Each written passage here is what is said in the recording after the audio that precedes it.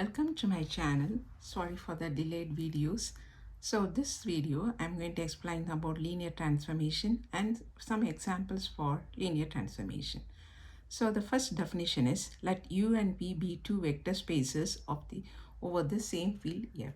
Then the mapping T from U to V is said to be linear transformation if the first condition is T of alpha plus beta is equal to T of alpha plus T of beta, where alpha beta is in U, that's a vector space.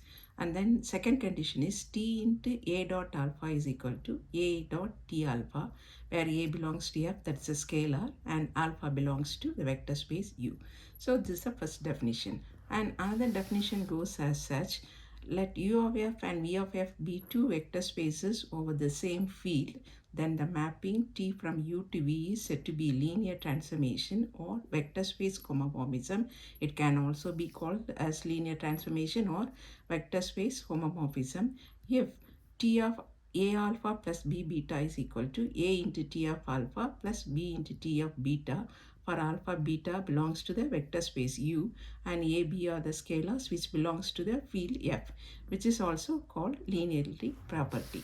And then a linear transformation T from U to V is called a linear map on the vector space U. Now let us see some example for linear transformation.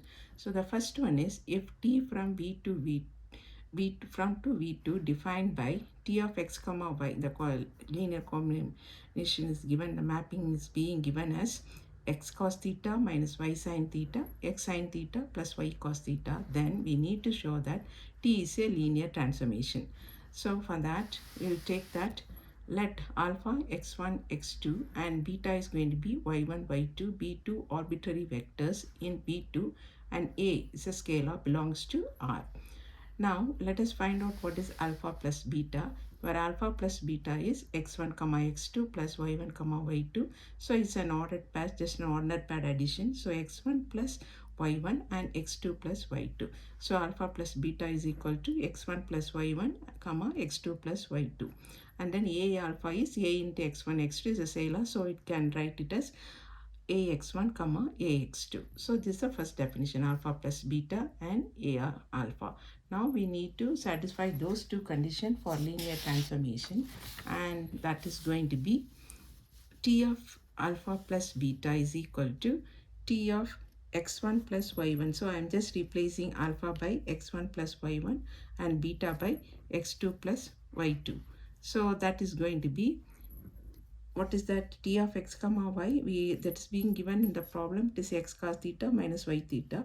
So wherever x is there, I am replacing by x1 plus y1, and wherever y is there, I am replacing by x2 plus y2. So after substituting in that mapping, then I'll be getting all this. Then as usual, it's very simple. I'm just removing the bracket x1 cos theta plus y1 cos theta, etc. And then I'm putting this in an ordered form, addition of set of two ordered pairs. So I'll be arriving this one, which is nothing but x1 cos theta minus x2 sin theta is going to be T of x1 y1. This entire thing is x1 y1 and this is going to be y1 y2. So we are able to express T of x1 plus y1 comma x2 plus y2 is equal to T of x1 y1 plus T of y1 y2, that is equal to T of alpha plus T of beta. It's the first condition. Now let us check the second condition. So for any A in R be any scalar, then A alpha, A into x1 x2 is equal to ax1 comma ax2.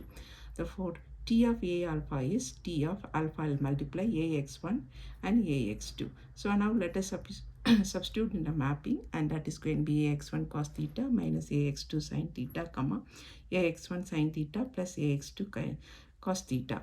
Then I'm just taking out A is a scalar, so we can take it out, and this gives A into T of x1 comma x2, which is nothing but A into T of alpha. So that's the second condition. So according to the definition of linear transformation, T of x comma y is T of x plus T of y. That is T of alpha plus beta is equal to T of alpha plus T of beta, and T of A alpha is equal to A into T alpha. So hence two conditions are satisfied, we can show that T is a linear transformation. Thanks for watching the video. See you in the next video.